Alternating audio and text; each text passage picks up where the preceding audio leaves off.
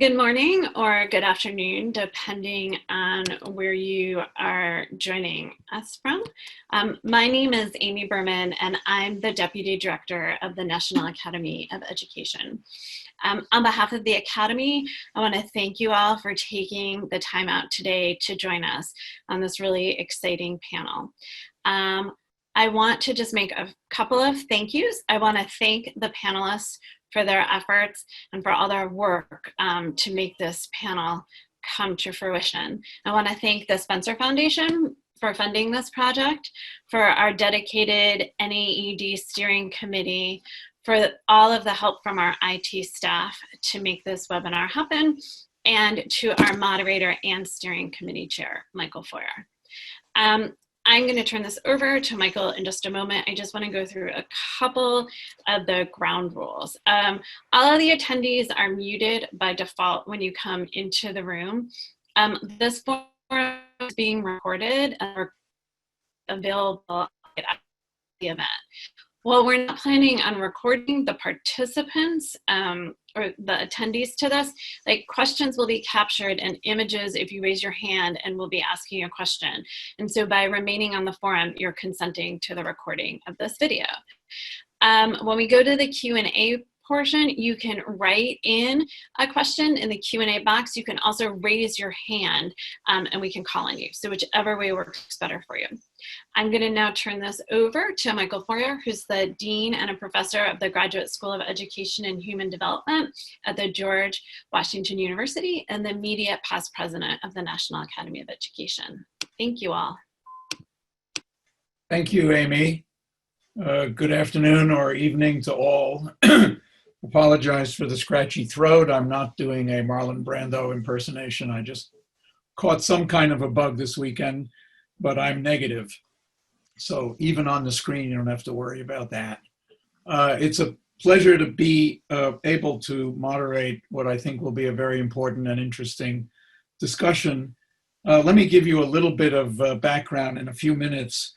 The National Academy of Education was founded in 1965 as an organization that tries to and aspires to bringing the best available research on education to bear on issues of policy and practice. In the light of the crisis of the COVID-19 pandemic, the Academy wanted to try to organize discussions that could actually lead to the idea that research could inform the improvement of policy and practice, and in particular with attention to the specific problems raised because of the global pandemic. We organized a few webinars or virtual salons on that basic topic, and one of the themes that came across repeatedly was that just going back to the status quo was a lost opportunity, and that we had a chance now, in the light of all of the crisis and the management of the crisis that schools and school systems are struggling with all around the country and, for that matter, the world, whether this is an opportunity to actually think about a grander, and here I'll use the term of my distinguished colleague and president, Gloria Ladson-Billings, whether this is a moment to think about a reset to basic structural and substantive aspects of American education. Another theme that came through pretty clearly was that the COVID pandemic coincides with at least a few other phenomena that might also be called pandemics. Certainly racial and economic inequality and injustice, certainly the economic effects of the pandemic that are made especially severe for people who are already in disadvantaged situations. And fourth, the possibility that climate change is both directly and indirectly affecting how we recover from the pandemic, what to anticipate for the future, and whether all of these things together add up to a moment or point us to the possibility that, not to overdo the perhaps hackneyed cliche that don't want to let a crisis go to waste, but can we come together as a community of scholars and educators and policymakers and people in the schools to think about what some options are for the longer view. We must assume that we will get past the short-term crisis of the pandemic. We're not sure exactly when, of course. But then what? And that's the theme of today's session. It is to think about the longer view. And I'm very grateful to Amy and Diane and Greg, the staff of our National Academy of Education, who make this possible, to the other members of our steering committee that have been helping us organize the whole series of these salons or virtual meetings, and in particular to the panelists whom I'm now going to introduce for today's session. So I'll start with my president, Gloria Ladson-Billings, who is a professor emerita at the University of Wisconsin and a distinguished authority in the matters of curriculum and instruction, and has been a prominent voice of authority and wisdom and passion on all of these questions.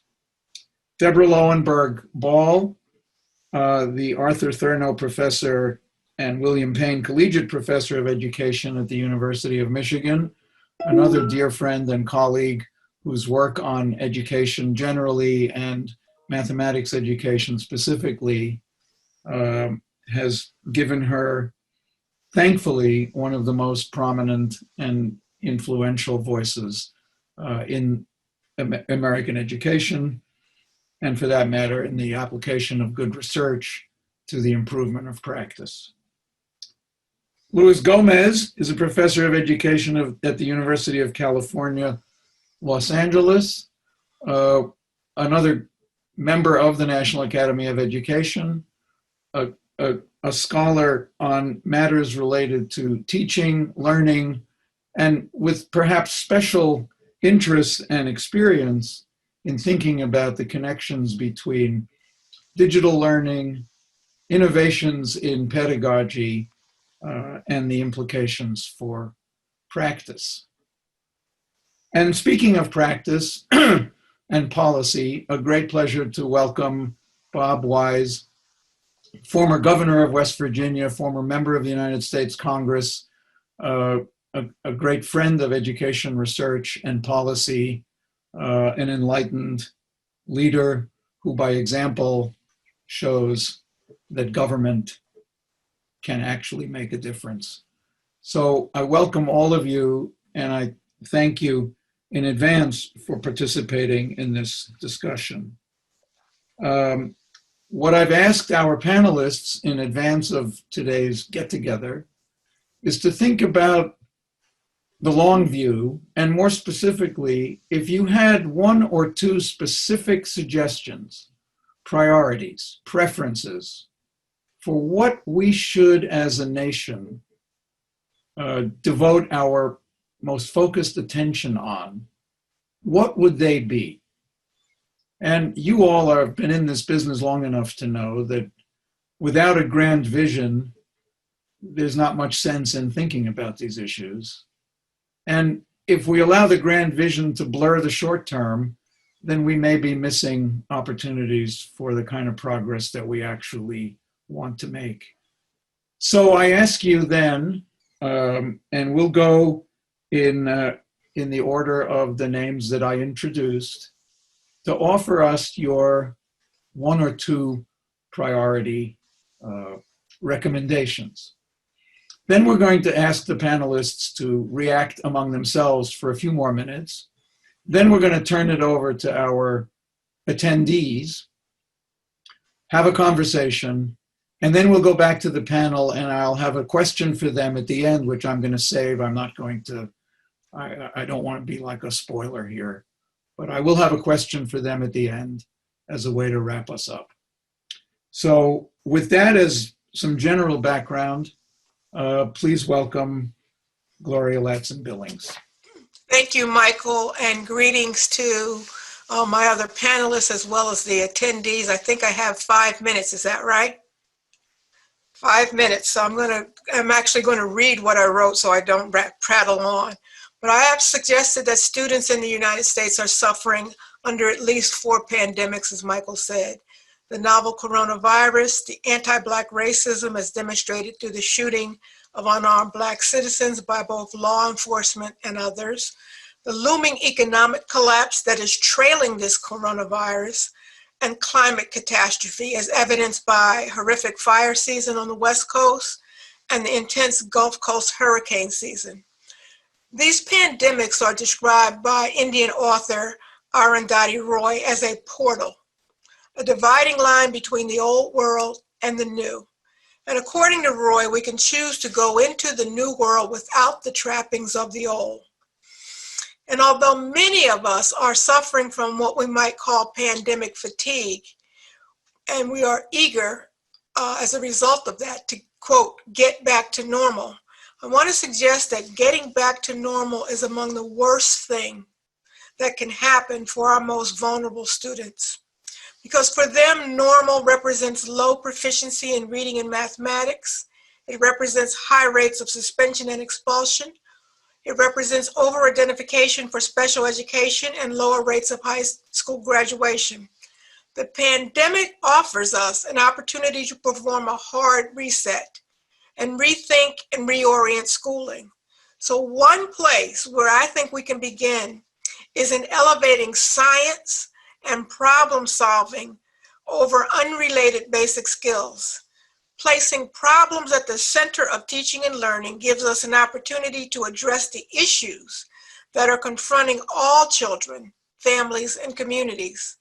And I suggest that this is the kind of effort that would probably emerge in some local school districts, but ideally, it's the kind of initiative that we as a nation would take up, whether we take it up through the National Science Foundation, the Department of Education, even the National Academy.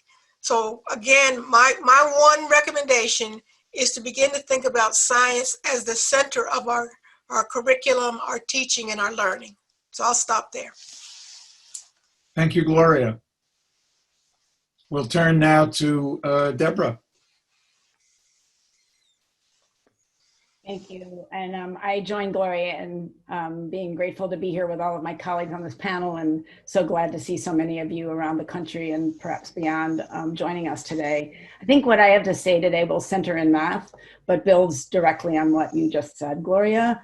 Over the last few months, we've just been hearing a lot of wailing about loss and children falling behind. And these have just been simply echoes of the ways we always position children and reproduce and teach racism, white supremacy, and oppression through mathematics. I want to focus on math. And I want to argue, really following on the quote that you read, Gloria, of Arundhati Roy, and also echoing something that Naila Nasir and Megan Bang put out earlier this year about the moment that we have, that if you think back, the trend towards standards and assessments over the last 40 years hasn't broadened what we mean by math, or who sees themselves as good at it, or what the discipline is, or what it would mean to contribute. And the patterns in math have just simply reproduced whiteness, maleness, and so on. And it's also led, even with each iteration, to just breaking math down into more little bits and pieces, topics and skills, and assessments of those little pieces and skills. And in some ways, you could argue we aren't that much further ahead or different than we were in the way we constructed math 50 or 60 years ago. It just keeps getting named in different ways. And really underlying all of this are two things I'd like to highlight. One is that this trend towards standards and assessments and this way of reproducing what we think about as math in school is undergirded by a commitment to grade level. And it's reinforced grade level thinking and reified grade level as a real thing, when in fact it's an artifact. Grade level is an artifact. And And this reinforcement of grade level as something that children are somehow passing through as they learn this really rich and amazing field that we call math also has perpetuated a view of mathematics as highly individual. And we've seen this over and over the last 40, 50 years of individualized instruction. Now it's called personalized learning, but math is actually a human and social endeavor. And these patterns of the way we individualize math and see math as bits and pieces are deeply situated in racism, and they reinforce notions of like what it means to be behind or to be struggling. We keep hearing about children falling behind, but behind what? That behindness comes about because of the way we structure what we mean by math in school. So these ideas about the way we construct math live in fundamental relationship to how we position Black and Indigenous children and children of color, and they reinforce deficit views by the very way that we construct the content.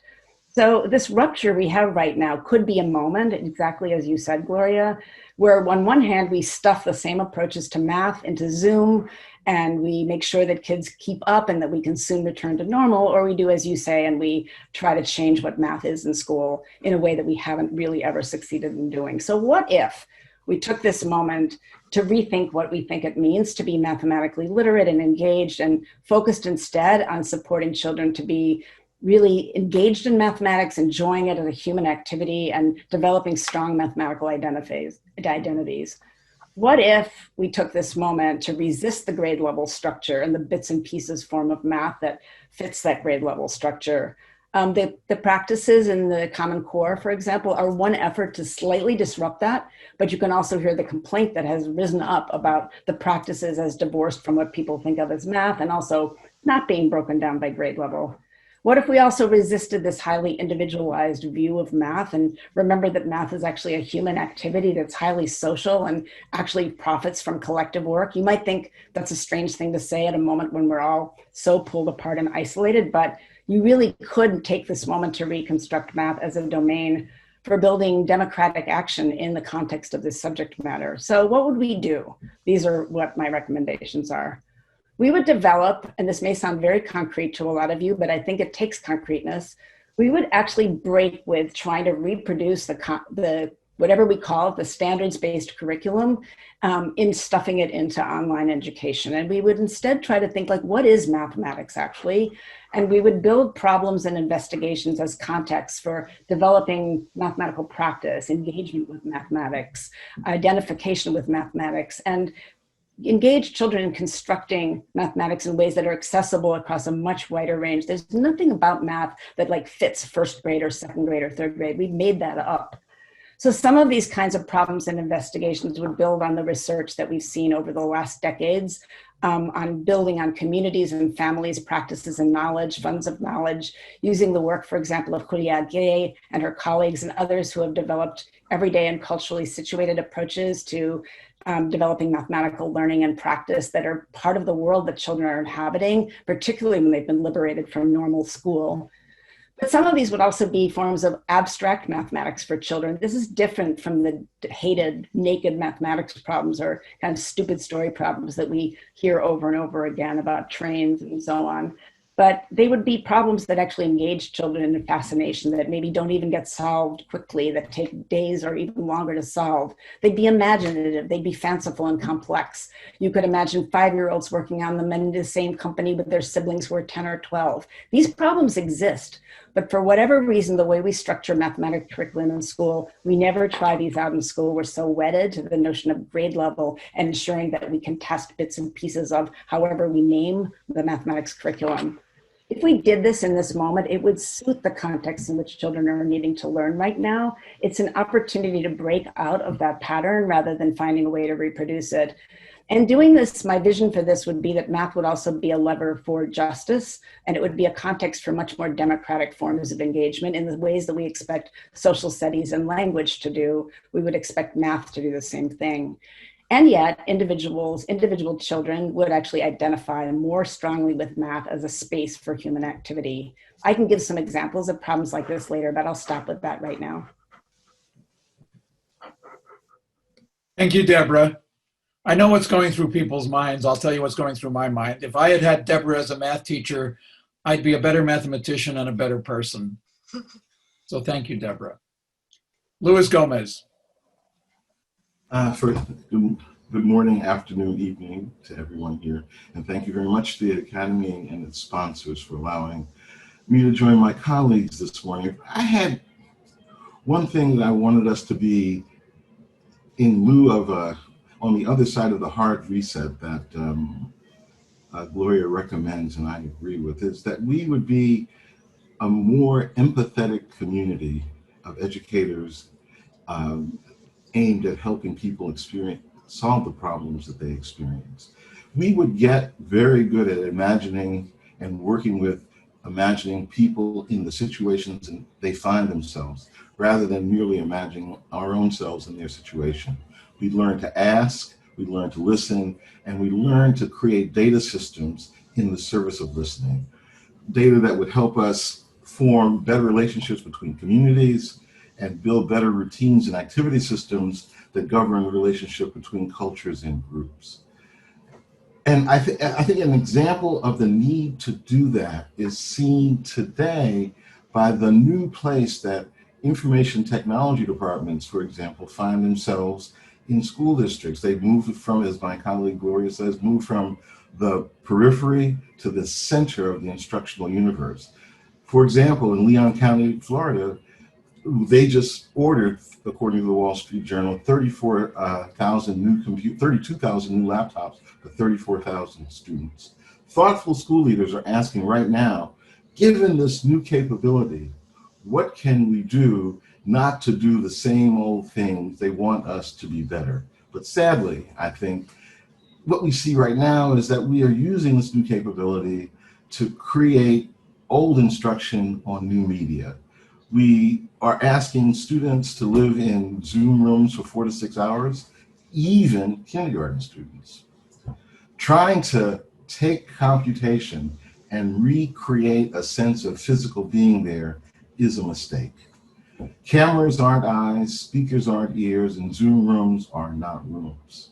In short, we've overexplored what it means to connect us synchronously and underexplored what it means to connect us asynchronously.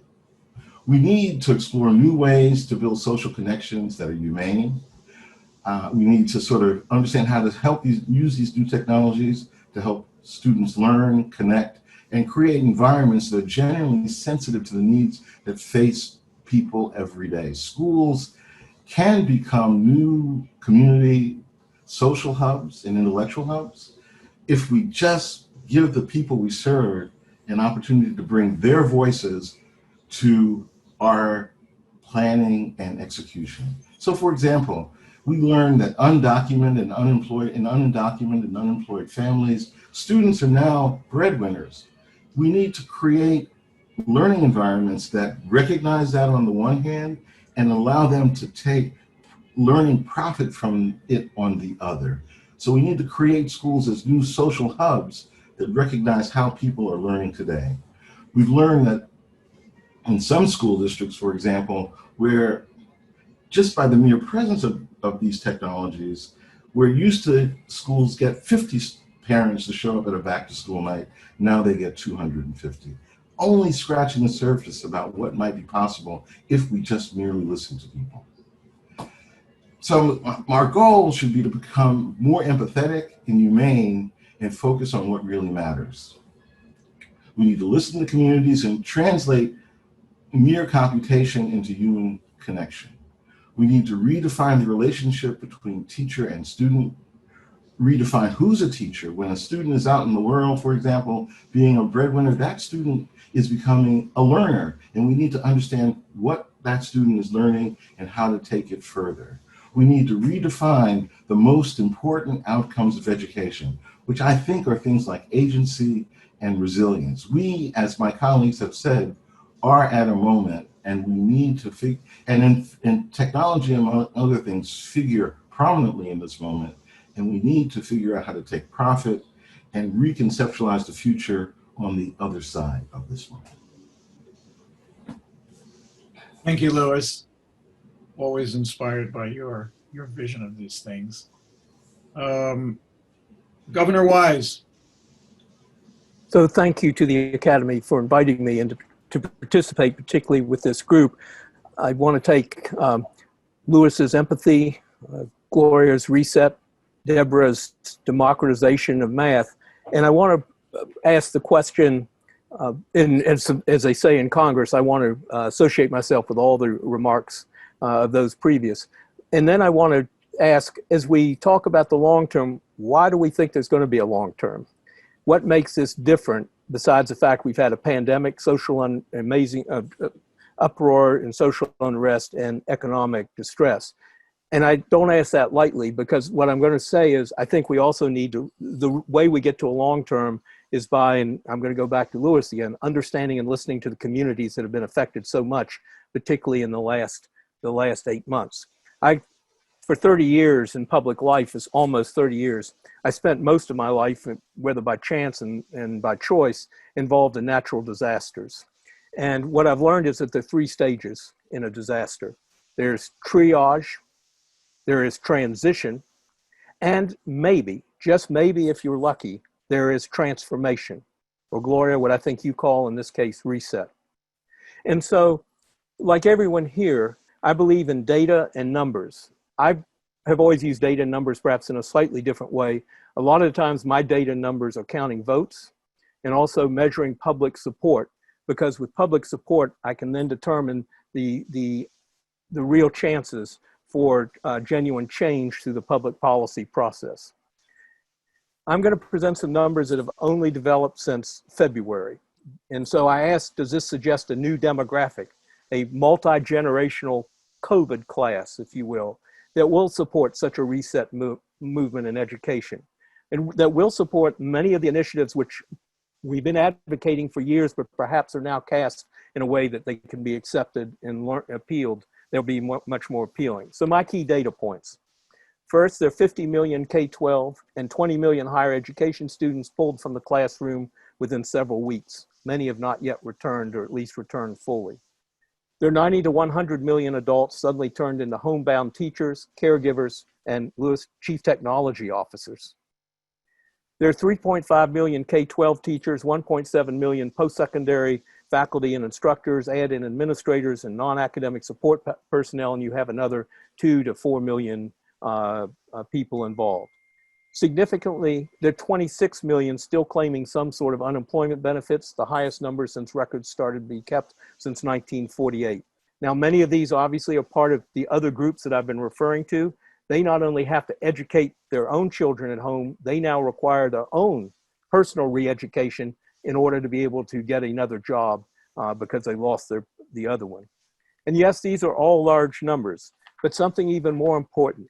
They represent a shared experience across economic, racial, and political lines.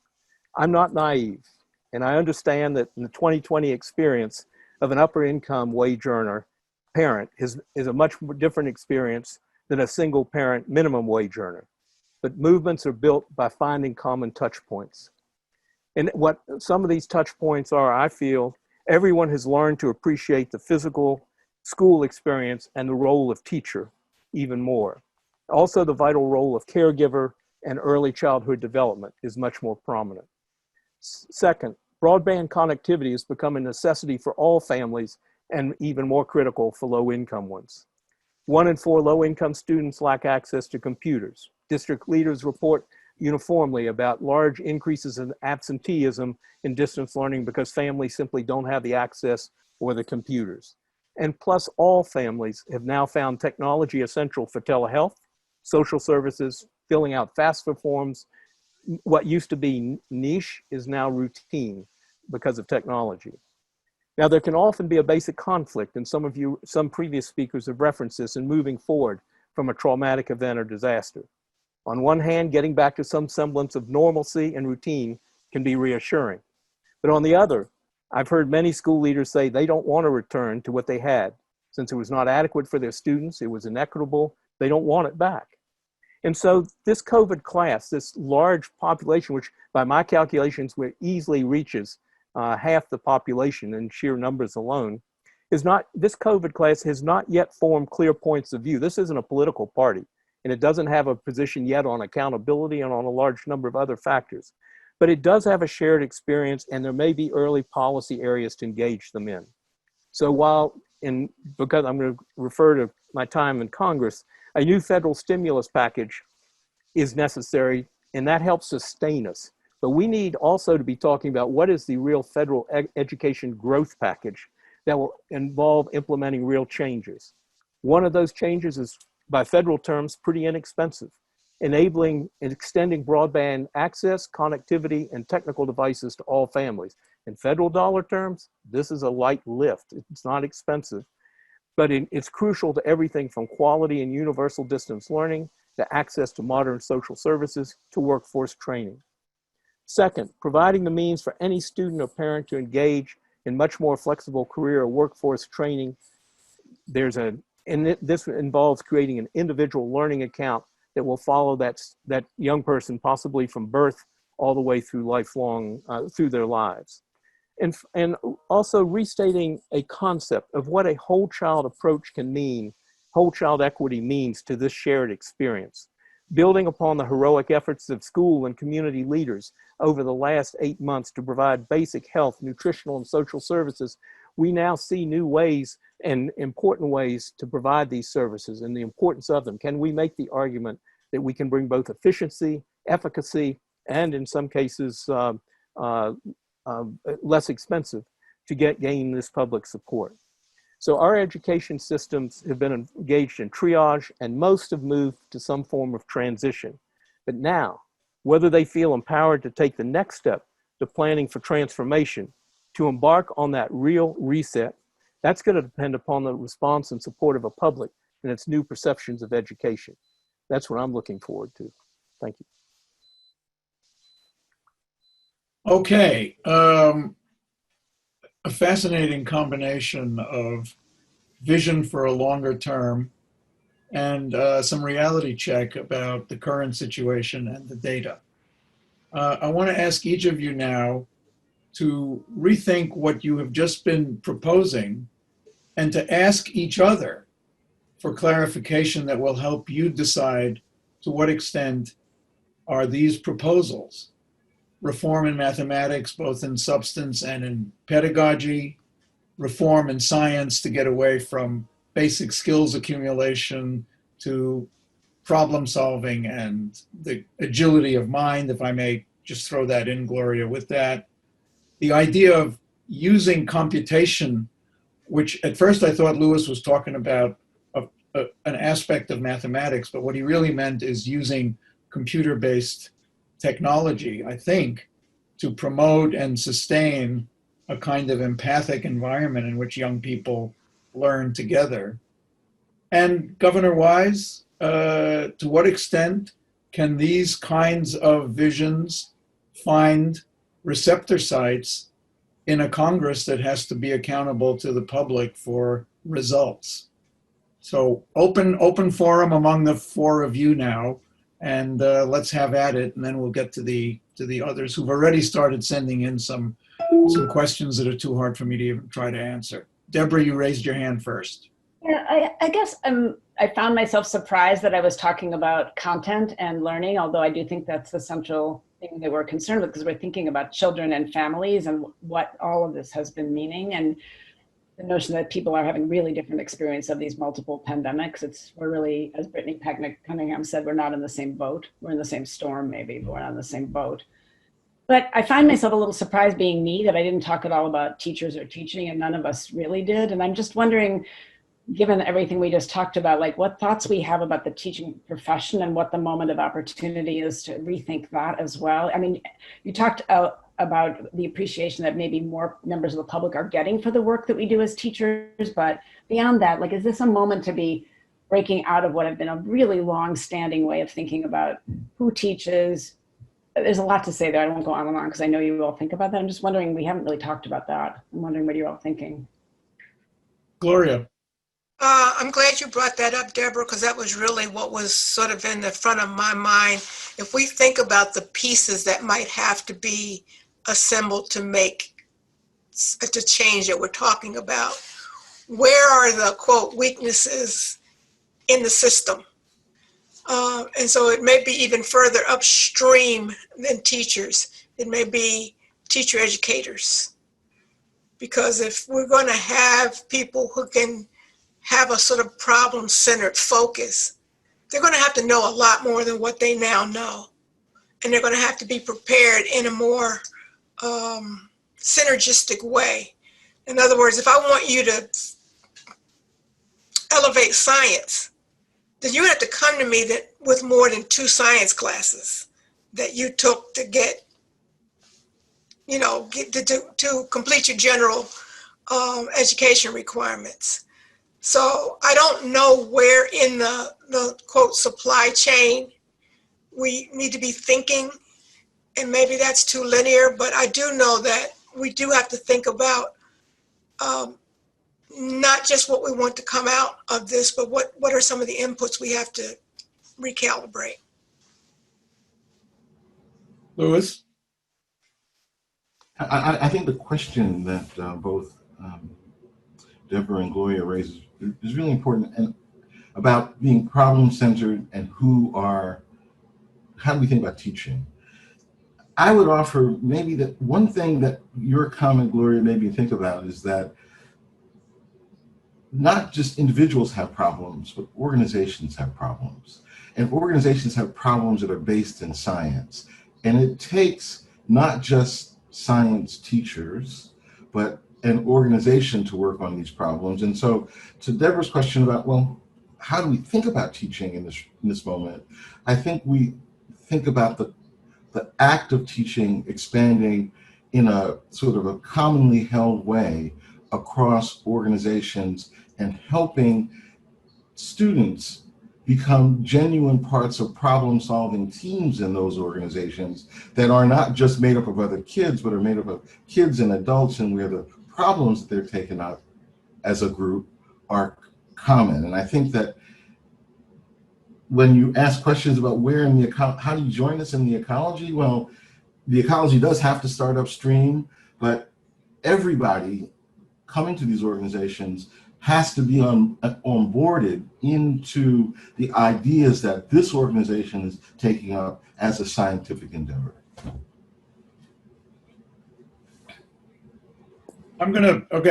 Yes, Governor Wise. So I just want to jump in because I'm well aware that I'm with a panel of very well-known and respected teacher leaders and those who prepare teachers. And just to say, this is, I think, a seminal moment as well to educate policymakers about the needs of teacher preparation. I just did a report for Carnegie Corporation New York on teacher preparation of policymakers. And what I have observed is that there's very little knowledge of what goes into teacher preparation, and even more importantly, what it is that teacher preparation should be. And that then translates into, and yet the teacher in any state is the single most important element of economic development. That's another case I'll make later, but all of which is to say is at this critical time when teacher preparation is also threatened by distance learning and by all the other things that are making it difficult to have those clinical experiences, practica, and other important learning matters. This is a time for policymakers, particularly those who are funding state institutions, to be aware of the important needs and to be looking at what the teaching core coming out, but also the teachers that are in the classroom now and are having to relearn in some ways their profession, or at least adapt to distance learning, what they need. Can I just add something, Mike? Go ahead.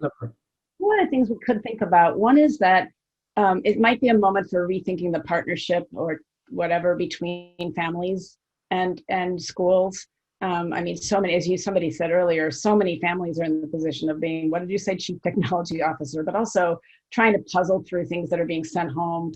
But actually lots of learning and teaching go on in communities and homes already. And in particular, the ways we position as deficit families, low-income families, Black and Brown families. And this might be a moment to rethink that teamwork around our children, the children of this country. The other thing I wondered is, could there be like a movement to develop like a core of people to rebuild the teaching, like who even gets to be a teacher? There are a lot of people unemployed right now. There are people leaving the teaching profession for really understandable reasons, which we also suffered, what Gloria talked about at length before, and Leslie Fenwick has talked about too, about the loss of all the Black teachers over the last 50 to 60 years? Is this a moment where we could build like a paraprofessional, I don't know, some kind of a different way of thinking about who it is that does teaching? And we need people right now to be working with children. Is this a moment where we can expand and really change who's doing the work?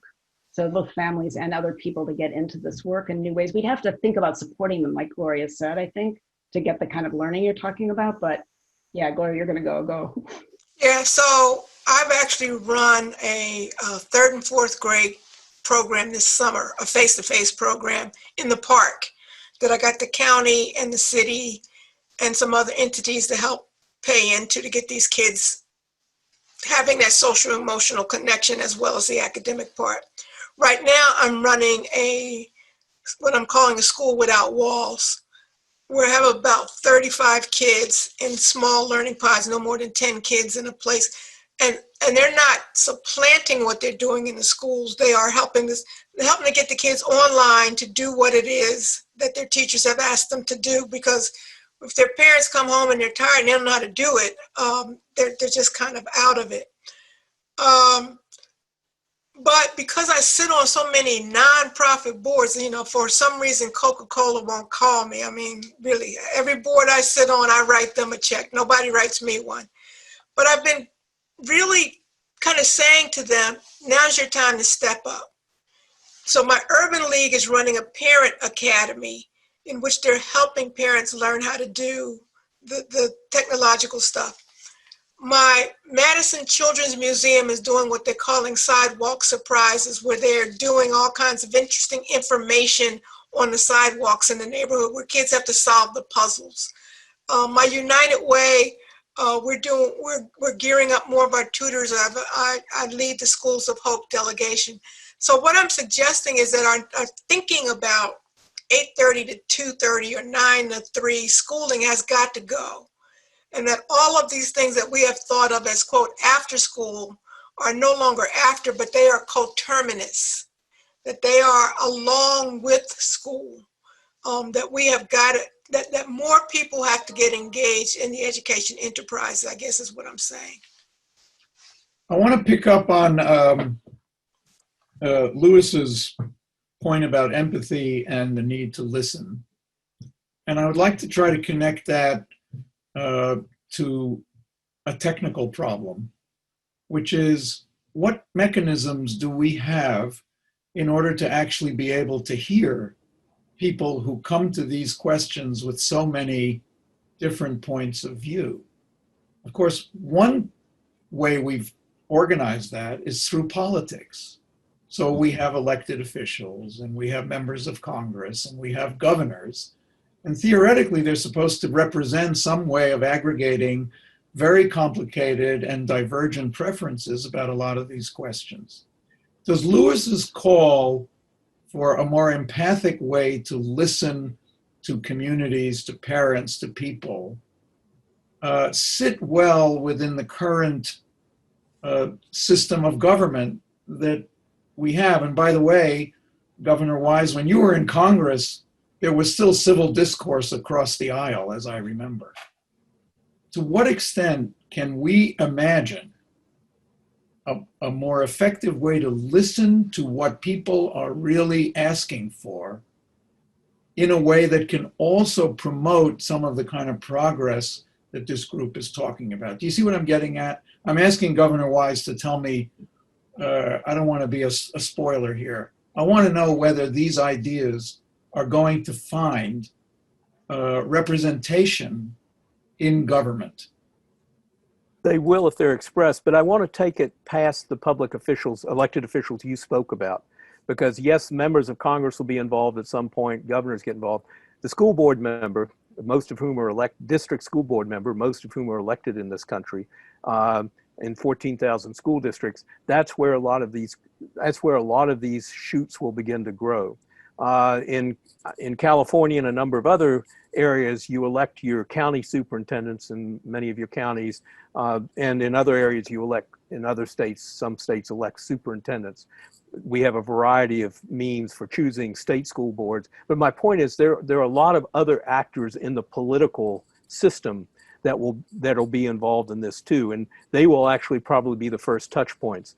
I don't know, Louis, I've held in my time, I don't know, 1,000 town meetings maybe, and I experienced, and so empathy, I experienced a lot of empathy both ways.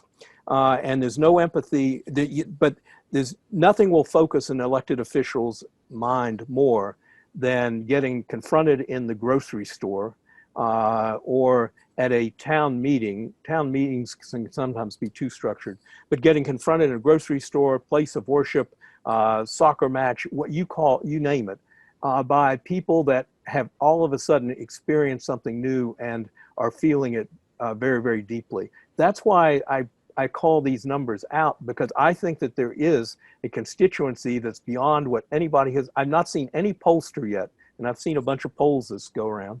I've not seen any pollster really hone in on this experience that so many people have gone through. Empathy, and Louis, when you were giving your example of technology, I was thinking of the mother who asked me, what kind, do I get a Chromebook for my 5-year-old? Because the district wasn't giving devices out, so you had to go buy your own.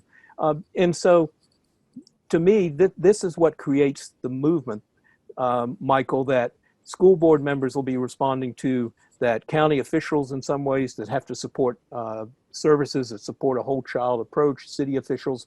And yes, eventually it gets to members of Congress, but it's going to originate, I think, first in the states. In terms of a federal stimulus package, but what I would prefer to have a growth package, that I think will be, that once again will be determined as more and more people, once again, I believe in direct democracy, are saying to their elected officials, this is what's happening to me. And I think the numbers are so large that has to come through, particularly if there are certain messages that are appeals that are developed that people can readily grab onto to say, I want an individual learning account. I want every child connected with broadband. There's no excuse in my rural area why so many people don't have it, and so on. Louis, I'll give you 1 minute to rebut and add to what Governor Wise said, and then we're going to go to some of our other guests. Just a small addition. I think that I do think that empathy is incredibly important, but I also think that empathy has technical underpinnings for people like the people on this call. We could get better at collecting data that helps us become empathic. We could get better at creating social arrangements, as Deborah was talking about, that allows us to put ourselves in the situation of others. So I think my call for a more empathic profession is both a philosophical call, but I believe firmly it's a technical call to do our work differently. So I just want to respond and add to for a minute as well. I agree totally, and I didn't state it as articulately as I wish. We have the opportunity now to, with technology, to develop additional ways of determining empathy. And Louis, most importantly, I just gave broad statistics. That's not delving deep into what it is that each community is feeling out of this experience and how that should shape that community's response. And that's where we need to be going. Okay, it's a good moment to just ask the panelists to push their pause button. Let's hear a little bit from questions and comments that have come in. For example, there are a number of questions or suggestions having to do with teacher training or teacher professional development. Let's dig into that topic a little bit more. Deborah, you reminded us that the preparation of teachers ought to be part of whatever long view we're thinking of here. Because obviously, if we're going to have any of these changes implemented, unless the transformation involves doing something without teachers, but I don't think that's what you had in mind, we're going to have to pay attention to what we really mean by preparing teachers. And just as a plug, the National Academy of Education has been worrying about that topic for quite a while, and I think we almost have it nailed, but just in case there are still some missing pieces here, Deborah, start us off with the whole business of how do we build in a reform or initiatives for the improvement of teacher preparation in the light of some of this vision that you and others are articulating. I think a lot of panelists have been bringing up different issues about this. I just wanted to maybe start it off by connecting to what Gloria was envisioning. And I really love this idea of coterminous, like there's no more after school. That's really a cool way to put it, Gloria. We're in a point of something we should have always been worrying much more about, which is children are raised by a combination of communities, families, and people in schools. And in some ways that's really in our face right now. Like we can't ignore that. So I wonder if, like, for example, the things that Gloria was describing, either in these later descriptions of your summer and your current programs, or some of the things that we do at Michigan, or just altogether the science kind of work that you were talking about, is there some way to build different kinds of team approaches to thinking about the education of children, where the things that children are working on are approached through partnerships between communities, homes, and schools? I mean, lots of people have worked on that, but it hasn't been our systemic approach. And in that context, teachers could be learning more about what resources kids have, which lots of people have written about. There's a lot of research on how we don't do that. But teacher preparation has been, in the main, pretty ignoring of the assets of families, or even communicating with families. Broadly defined by who we mean by families. But I wonder if this is an opportunity to be thinking about the differences among the adults and others who work with children around problems like Gloria talked about, or that I talked about. And I think I also have been trying to, with my colleagues, think like, how can we be building up what children do out, in these new settings that could center on better kinds of work or learning opportunities, but also take advantage of what's possible to be learning. Is that a way to be rethinking teacher preparation, basically taking advantage of the environment that children are actually living in right now, which is quite varied? I wonder, several people here have thought about that, I think. Well, just to add, another nuance that came in one of the questions has to do with something that you, Deborah, and Gloria both mentioned, which is examples that currently exist that show that these sorts of ideas are actually possible. That suggests to me a possible role for research connecting to the future of teacher preparation that would build on experience and knowledge from even small examples of ideas that have been tried and that work. So more generally, is there a way to connect the future of teacher preparation to a more, shall we say, systematic way of getting research in the partnership?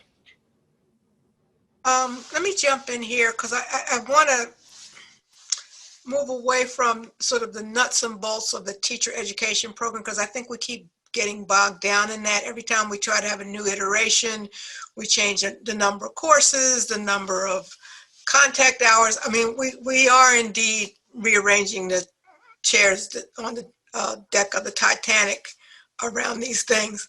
So there is one problem that pretty much every child in America has confronted: the pandemic. And I really wonder how many schools are actually going to have a curriculum, a set of learning activities that get kids to think about, okay, we've been through this, what does this mean? What's been written in fiction about this kind of thing, right? So if you've read I Am Legend, or seen Soylent Green or something like that, what have we done? How do we get kids to understand what a virus is? Has there been a conversation? How was it that John Hopkins can keep telling me how many people it is? I know they're not going out counting, right? So it's those kinds of things that are sort of a kid-size question, but they are valid questions. How do you determine how it's spreading? How do you determine the percentage of spread rate? And how do you use the science so that people can make informed decisions? You just can't have someone say, I had it, I'm over it, and it's all good. That doesn't work. And so I think to take the problem that we're all sort of stewing in, and I actually think most of our teachers, particularly at the say K-6 level, can't help them with those questions because they don't have a deep enough understanding about the science that's related to the questions that emerge from a pandemic. I mean, to me, a good question is, what will we do if it happens again, or when it happens again? you know. The other example is that because science is so obviously implicated, as is lots of sort of social sciences, math has a place here too, because this is a moment where the mathematics of injustice could be actually like unpacked. Like, what does it mean for something to be disproportionate? I hear people talking and they don't actually have any understanding of what we mean when we say something is disproportionate. Because the numbers aren't what you look at to determine if something's disproportionate, and that's directly related to analyses of inequity and injustice. And because this virus has been so disproportionately affecting communities of color, particularly Black communities in this country, people could look at their own states or their own environments and learn how do you do those analyses. And then you could learn about like, what's the history of why that is. But there are actually things to analyze about how you know when something's disproportionate. And we reinforce that in school by treating equity as something equal, which actually works against a real understanding of what it means mathematically to even talk about proportionality. So there are like all kinds of interesting things that connect things that we usually leave completely disconnected, and we see adults who can't reason about these things. Louis, you wanted to get in on this, and then I'm going to switch to another topic. Yeah, I want to follow up on Gloria's comment and Deborah's comment. The point that you made, Gloria, about many teachers in the profession right now can't help with some of these questions, but they can, I hope, and if we build the right community supports around them, be able to ask good questions about the pandemic in this case, and not know, and be okay, have a system that is okay with them not knowing the answer, but also have a system that's okay with figuring out how to have the community and relational support to help them make progress. And I think one of the challenges that we face is that in classrooms right now, it's just not okay for teachers to not know. And in scientific settings, knowledge is always provisional. People always don't know. And the fact of not knowing makes it even more exciting. So I think we need to build community and organizational support to make the kind of thing that you're talking about okay for teachers to engage in. So I want to move to I said it's a different topic, but it's actually one that overlays a lot of this discussion. It's a question that came in along the lines of the following. I'll paraphrase just a little bit. During the pandemic, we have seen a tension between traditional values of individualism, self-reliance, and competition, and I'll just put in brackets here, the American way, and the values we need to deal with the coronavirus, such as solidarity, cooperation, respect, deference, and caring. I'll put in a second set of brackets, the American way. In this era when we have to kind of manage big change, but in a society that has always struggled between individual pursuit of self-interest and the collective good, what's the mechanism that we're going to have to enable some of this change? Governor Wise. I think we already have it. During this pandemic, I think that much of the tension that was referenced was played out, quite frankly, at the federal level. What I see at the local level is I see people of diverse backgrounds working to help each other and trying to adapt to ways that they can assist their communities grow. There's been one benefit, I'm not even sure I want to use that word. There's been one benefit to the turbulence at the federal level. It has been that communities have had to reach down into themselves to say, what is it that we can do? Because we're not going to affect what's happening in Washington, but we can affect what happens in our neighborhood and our community. So number one, I'd build on that. And because I'd build on, as you point out, Michael, these are combined values. And the second part of it is, once again, if I'm correct that there is at least a semblance of a shared experience among 150 million Americans, and I think a lot more felt it, then for at least a period of time, that's going to have an impact. I go back to one of the seminal moments in this country being the return following World War II and the GI Bill. we had a country with massive unemployment looming. The decision was made, big idea, to put 8 million of the 16 million returning veterans into some kind of education to get them off the streets, quite frankly. And the result was the single greatest economic development package for the United States that lasted decades. We started to run out of the impact of it about 10, 15 years ago. We're at that point now where we need to recognize that role for education, again, not just to get people off the streets, but to provide them opportunity and help in an information age. And to me, those are shared values. The shared values of individualism and and people working and bootstrapping their way up, at the same time, people helping them to make sure that they can do that.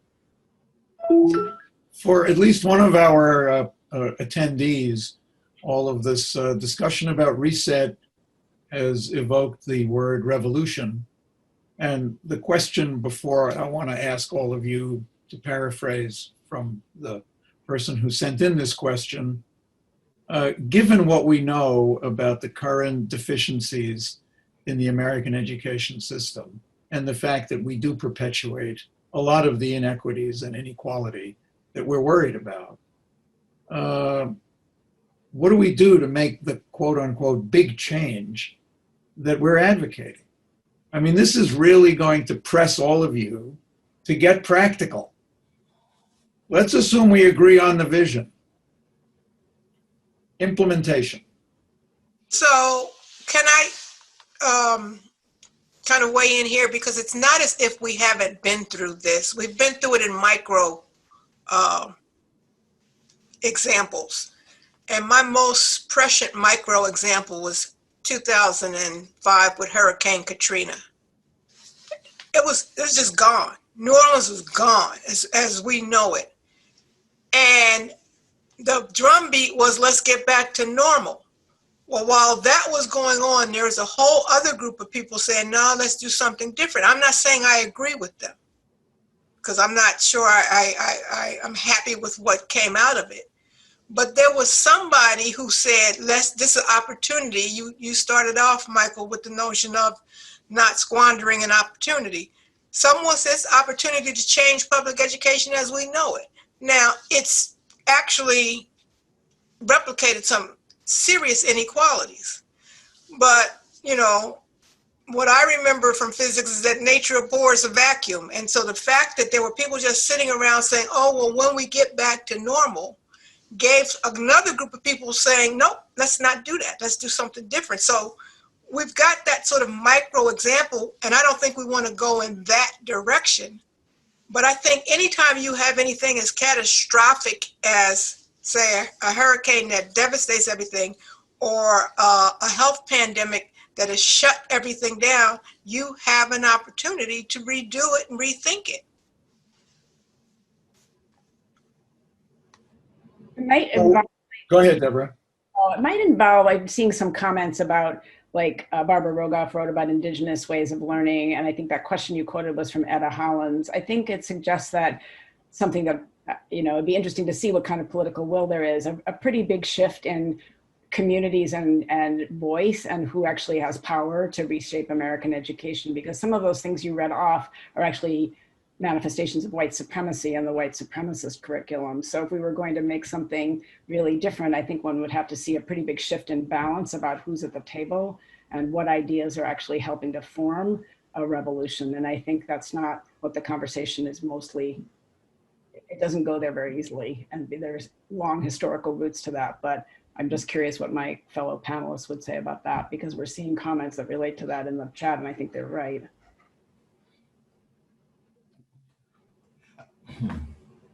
Okay, Louis.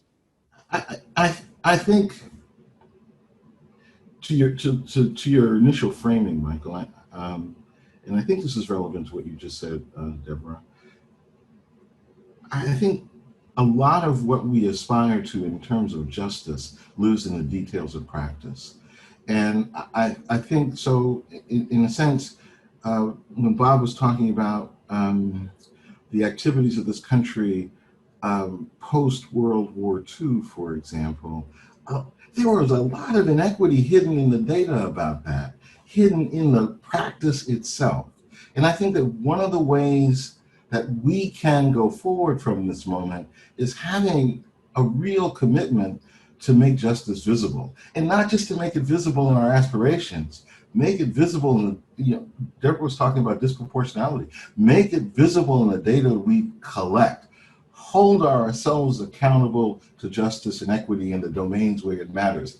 And I think that is those are practices that exist locally and not just nationally. And those are practices that we, people like the people on this call, can help communities to do better. We can really help communities see the cost of injustice in practical and tangible ways. So I think, Michael, part of the answer to your question, and actually part of the answer to Deborah's question, is that justice is in the details. And we have to work the details so that they become visible to people.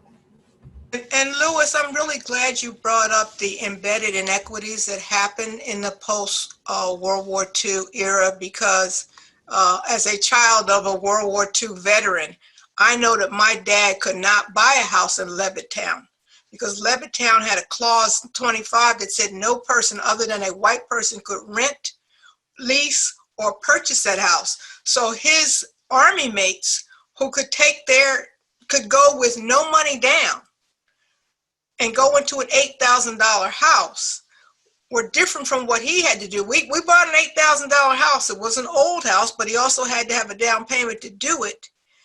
And it's interesting because I've gone back and looked at the value of the houses.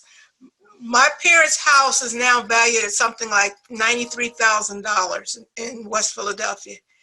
The Levitt houses are valued at over $400,000. So think about the wealth accumulation that came as a result of that. And look at the way that one decision that, okay, we're going to give GIs houses, but we're not going to give Black GIs the opportunity to come into these houses, created the northern de facto segregation of our schools. So it's sort of like an incredible puzzle in which each decision you make has implications for things that seem to be away from it, but in the long run, and it gets back to your issue of justice, that you are not being just when you decide that this group or this group of people can't participate. So I acknowledge all of that. At the same time, my reference is to, and I think everyone here is talking about big ideas, and big ideas that in the 21st century need to be grounded in true equity and true social and racial justice. And also recognizing for this country, there's a reality, and the reality is that half of our students are students of color, ethnicity, and or low income. And so this country's future, both on a moral standpoint and from a moral standpoint and an economic one, depends upon all of our students doing well. To the issue though that was raised, there's always a balance between the macro and the micros. We have to have a macro vision, but at the same time realize that it's going to be carried out in a lot of micro situations. And so one of the things, if we're going to tap into my COVID class and my constituency, is that we have to be able to present a vision of what education looks like that then, and Louis, I'm going to come back to you, goes to recognizing, hearing what it is that those 100 and some million people have been experiencing. And because that's what eventually shapes people to gets them motivated to truly act, whether they're acting politically, whether they're acting at their school board, at their parent-teacher meeting, and also, as was pointed out, in getting them to interact in new ways. The 250 people attending a town meeting via a parent-teacher meeting, or PTA meeting, versus the 50 that can somehow struggle to get there from once they've left their job to get home and then get back to the school. But what's that song, the old Beatles, when this dates me, so you want a revolution? Well, the revolution comes, I think, by having a shared vision, but then at the same time, that vision being able to be translated in each community to those particular community needs. That goes to the question somebody asked is, what does the superintendent of the future look like? And to me, the superintendent will differ from community to community as well, but with a common vision of what education should be for each child. In the unlikely event that we don't actually come up with a precise recipe for the reset during the remaining 15 minutes here, let me just ask if you would focus for a moment on what would it take to convince us that we're even going in the right direction, even if we don't exactly have a precise vision of some kind of, shall we say, end state that we would say is the new reset. What would convince us that we're at least moving in the right direction? I think that goes to the data question. It goes to something that hasn't actually come up, but we're going to do a separate thing on this, having to do with how do we assess progress given the whole vision of the reset. But what would, and I'm going to put this now because we're running a little bit out of time.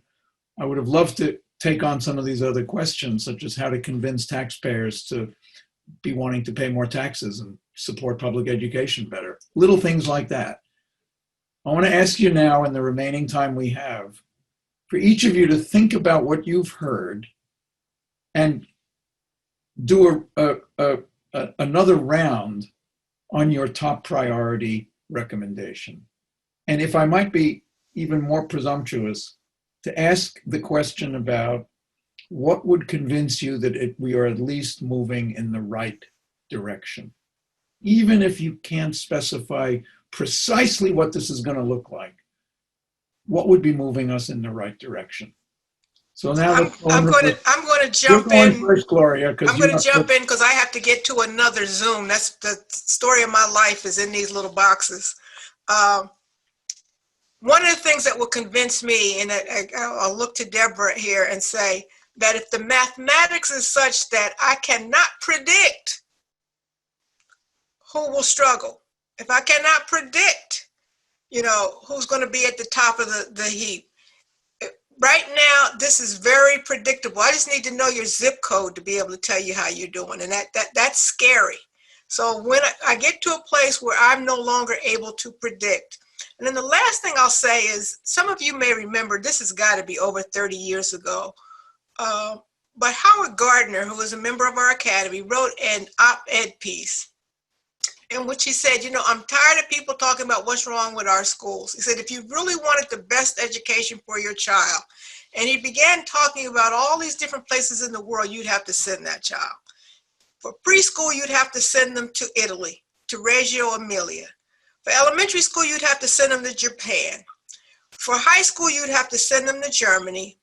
And then for college, you'd send them back to the United States. So there's something happening in all of these different places that I think we have an opportunity to turn a lens on and begin to look and say, what is it that folks are doing? We've had it ad nauseam about Finland, but the truth of the matter is they do something different in their teacher preparation. They really do. So we could begin to be thinking about who's already doing pieces of this in a way that excites us, that we might begin to replicate. And so I'm going to leave before you go, let me just ask, in the spirit of language that Governor Wise is familiar with, the way you have just revised and extended your proposal for changing the way we view science and problem solving, does this now get shaped by the data that we will either have or need to collect in order to understand how we're going to do this? Do I see a little bit of a connection here between your proposal and Lewis's suggestion for more and better data? Yeah, I certainly do think that's true, but I also think we're looking at data in a different way. We are not looking for what comes out of the State House at the end of, or State Department of Instruction at the end of each spring. We are looking for information regarding parent engagement. We're looking for different information regarding school resources. We're looking for community resources. So we're trying to, I think, build a much more robust example of what education in a community looks like. and that tells us more about how kids are doing rather than where they happen to live and whether or not their parents went to college. Gloria, you have to go somewhere else. I do. I'm headed off to talk to teacher educators. That's good. Our loss is their gain. Okay. Thank you for being with us. Sure. Thank you all. And let you know what you missed in the next 10 minutes. All right. Thanks. Okay. Remember. Solve it all for me. Thank you, Gloria. We're in the round where you get to think about what your initial sort of salvo was on what we should do first and second.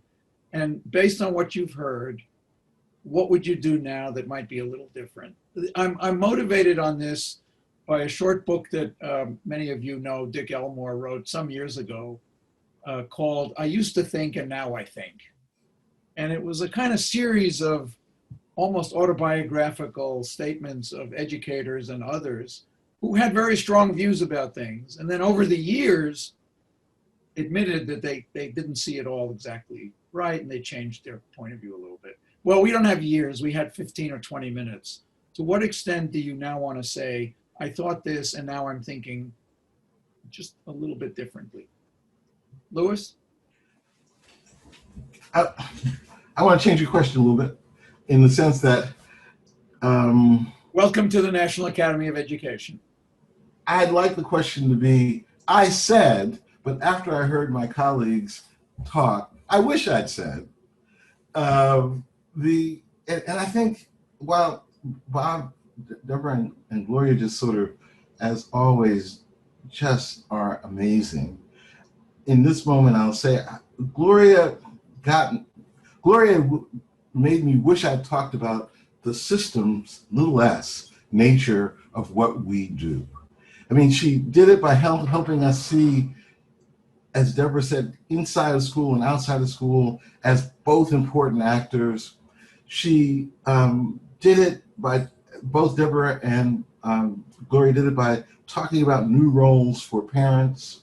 So I would have, and I'm thankful that they did, raise the systems nature of what we do, and that we need ways to monitor how systems behave, and we need to understand when the systems, little s, are serving children and when they are not.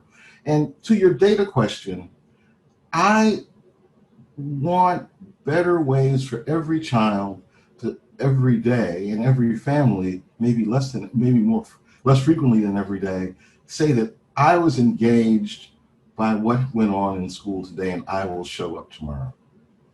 And I think if people we can genuinely get that data, we'll be much better off. Thank you, Lewis. Deborah? So I think the way that you reframed what we're doing right now is exactly right. So what I wish I would have said more and what I was talking about originally plays on something that you said, Lewis, and that has to do with, well, really Gloria and you, and really all three of you, but in particular, I'm thinking about this point about empathy and thinking about what our actual purposes of schooling, what we can do in organized education that can supplement and grow children, and the goal of things like identity and empathy and the ways that we treat one another. It's never seemed more important than it seems right now. And there are so many ways that engaging in scientific problems or mathematical work or any of these things is actually a site for growing respect and empathy for other people's ideas and their feelings that we haven't capitalized on all. Even the SEL curriculum tends to be like something really separate from thinking about how academic learning proceeds. So I'd like to say that although I foregrounded math, I'd like to think it's not a new iteration of the interdisciplinary curriculum, but organized more about growing human beings.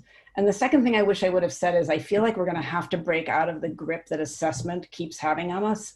So what you said is something that relates to something I've been wondering is why couldn't we center the next round of trying to understand how things are going in terms of our children by asking our children? Why can't the data be about what children are saying and thinking? We're always asking other people about children or measuring children or, those kinds of things. Even when we're innovative, we're still doing it to children. Children actually can tell us a lot.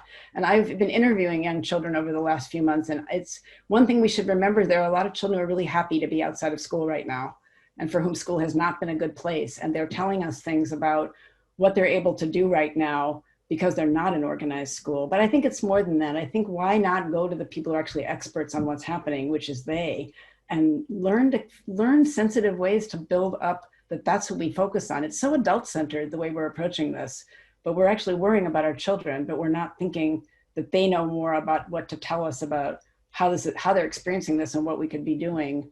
At least needs to be a much bigger part of what we mean by assessing our progress. Okay. Governor Wise? So I wish I had spoken more, probably a weakness of any politician, and addressed some of the questions more directly in terms of they were looking for practical ways to approach. I've spoken a lot about the need for reset. How do you get to a reset? And should this be a reset year? And that goes, Deborah, to something you just talked about. We're talking about assessments. Should we be not putting as much emphasis on the regular standardized assessments that are given at the end of the year and focusing more on formative assessments and how to use them in ways that can truly measure student progress in using technology, working in enabling the teacher, but not putting the pressure on, recognizing that this is not a normal year. It's not going to be a normal year. And so therefore, how do we give our school leaders, our teachers, everyone involved, parents and everyone, the opportunity to truly make this a reset year? If all you're going to do is be forced to run in place to try and deliver what you had before, which you didn't want, if all you're going to be, then we're not going to be successful. But there has to be a way to free up people, everyone engaged in the education enterprise, to be able to truly approach a reset. What is it I mean by reset? What do I want for my school? What do I want for my students? Lewis talked about systems, and it occurred to me, students are the ultimate outcome, of course. That's what this is all about. But systems are how we get there and how we're able to leverage for the maximum number of students. And so we have to be able to give the leaders of these systems and those who participate, who are making them happen, what kind of meaningful relief can we give them at the same time that they're going all out to help their students maintain as they are. So thinking about reset is important. I wish I'd spoken more about how you actually get to that reset. And I wish I had left more time for all of you to talk more. But I want to thank you all. This has been absolutely illuminating. I know that there must be a little bit of a sense of frustration that, by golly, how are we going to make all of this happen? And in the short term, the medium term, and the long term, I think facilitating public, community-based, research-based deliberation, even if we don't come up with what looks like an optimal solution, will have great value in our continuing journey to make things better in the world than the way we found them. So I thank you for being part of this. That's what, for me, the Academy means the most about. It is facilitating some meaningful conversations that will advance knowledge and will give people the energy and the courage to actually try things that could really make a difference, in our case, for the kids. So, Amy, unless you have anything further in the way of housekeeping or instructions. No, just thanks everybody on behalf of the Academy. We really appreciate all of the panelists' time. We appreciate your time, Michael, and we appreciate the participants being with us today. And we will do some kind of an attempt at a summary, and we will make it part of the next round of public deliberation. Thank you all. Thank you.